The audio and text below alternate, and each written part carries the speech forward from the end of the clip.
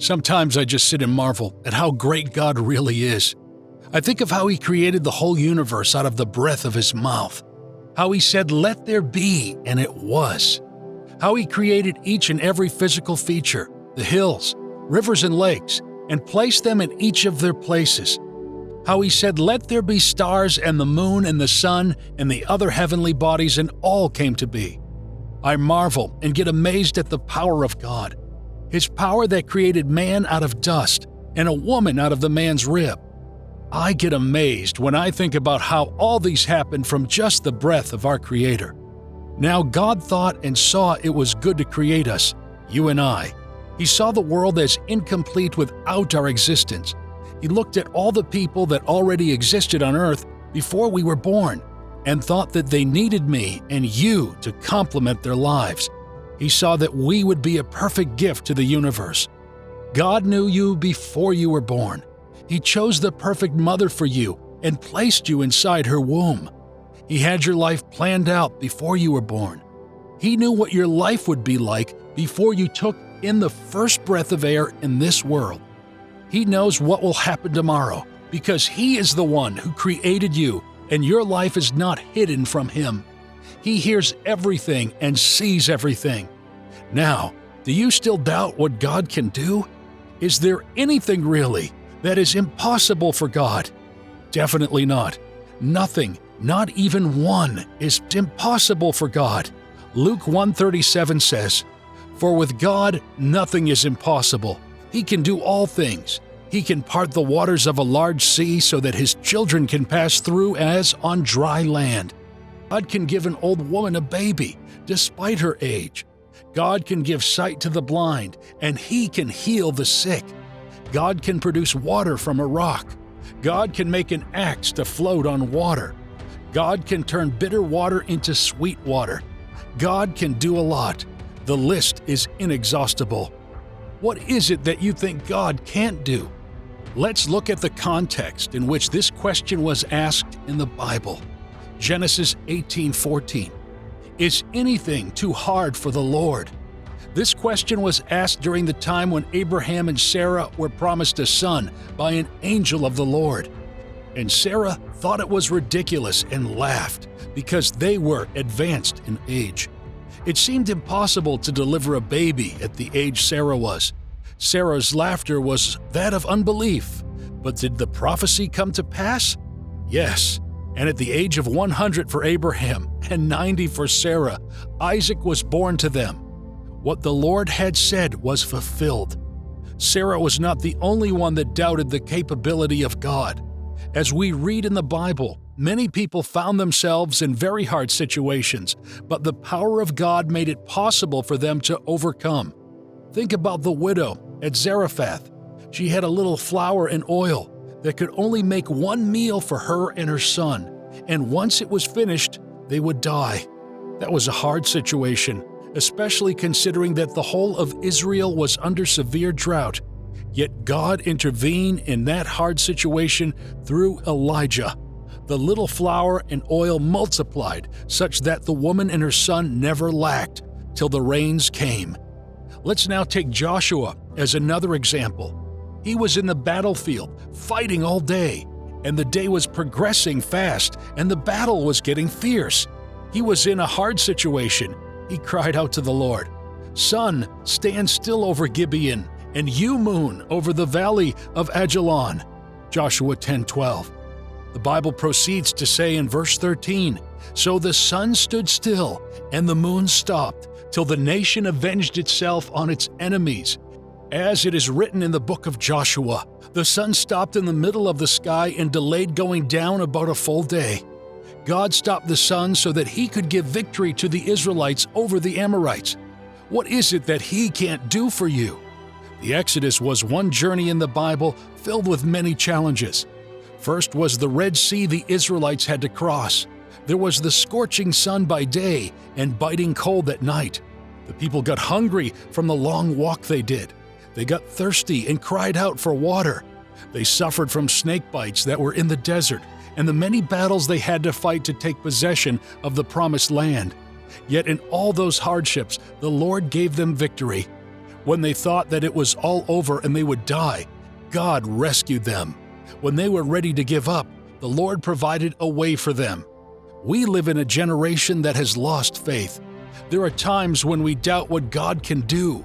In these times, it is very easy to think miraculous healings only happened during the times of Jesus. Nowadays, they don't. We are discouraged, hopeless, and weighed down by life. We are without faith. Our situations have made us think that some things are beyond the power of God. But I want to change that false belief today. I want to affirm the words of the prophet Jeremiah in Jeremiah 32:17. Nothing is too hard for you. Indeed, there isn't.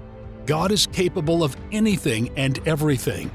There is no prayer that is too hard for Him to answer. I have already mentioned the story in the Bible where God answered a prayer that humanly seemed impossible, stopping the sun from going down. Hannah was sad to be barren, but when she prayed to God with passion, God opened her womb and gave her a son, Samuel. Elijah was in a hard situation on the mountain of Carmel. He was supposed to prove to the whole of Israel and the Baal prophets that the God he served was the true God. He prayed for fire from heaven, and God answered him. Not only was the sacrifice burnt, but also the water he had poured in the trench surrounding it. You might have been praying and no answer seems coming. Do not give up. Your prayer is not beyond the power of God. Do not quit praying. 6 times Elijah prayed for rains with no positive answer. 6 times Elijah sent out his servant Gehazi to the field to see if a cloud had appeared. And for 6 times, Gehazi saw no cloud. Yet on the 7th time, an answer came along. What Elijah had been praying for was answered. Hannah used to go up to the temple in Shiloh every year, and every time she prayed to God to give her a son. She did not give up. She knew that there was no prayer that was too hard for the Lord to answer. And one day, her answer was given, and Samuel was born. There is no situation that is too hard for God to change. Right now, you might think you have no way out of what you're facing. Right now, you might be in agony, thinking of how the circumstance is staying longer than you had thought. Right now, you might be giving up on faith because you think God has given up on you. You really need a job. You want a breakthrough in your financial life. Your ailing relative seems to be dying.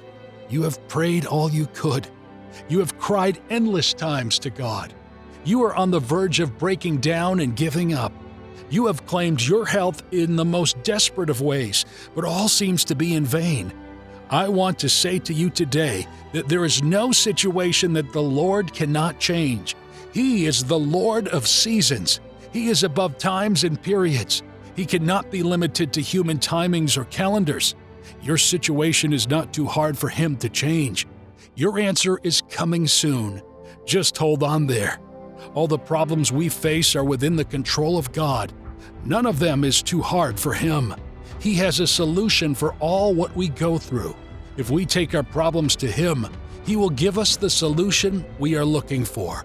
We cannot manage it on our own. There is no person that is too hard for God to save. There is no person that is damaged beyond God's salvation. Before he became Paul, Saul was a strong persecutor of the early believers. He used to arrest them and send them to prison due to their belief in God. He never tolerated any meetings of the believers.